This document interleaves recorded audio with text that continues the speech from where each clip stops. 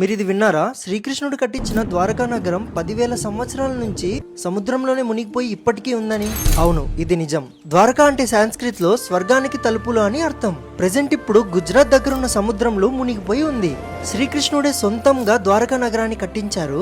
ఈ విషయం భగవద్గీత, మహాభారతం, స్కంద పురాణం, విష్ణు పురాణం, హరివంశాల్లో చెప్పారు. మహాభారతం ప్రకారంగా ద్వారకా నగరంలో 9 లక్షల పైన రాయల్ ప్యాలెసెస్ ఉన్నాయంట. ఆ ప్యాలెసెస్ మొత్తం గోల్డ్, సిల్వర్ మరియు వజ్రాలతో కట్టించారు. 2002లో సైంటిస్టులు సముద్రం కింద పరీక్షించగా సముద్రం లోపల నుంచి హైలీ అడ్వాన్స్ ఉన్న నగరాన్ని గమనించారు. అక్కడ వాళ్ళకి దొరికిన వస్తువులను, రాళ్లను కార్బన్ డేటింగ్ చేశారు. వాటి వయసు ఎంత ఉండొచ్చో తెలుసుకున్నారు. సుమారుగా 7,000 సంవత్సరాల నుంచి 9,500 సంవత్సరాలు పాతవంట. అవును, మీరు విన్నది కరెక్టే. ఈజిప్షియన్లు, చైనీసులు మరియు ఓల్డ్ హరప్పన్ సివిలైజేషన్ కంటే ఓల్డ్ హిస్టరీ మన శ్రీకృష్ణుడిది. జై శ్రీకృష్ణ. వాసుదేవ్ కృష్ణ.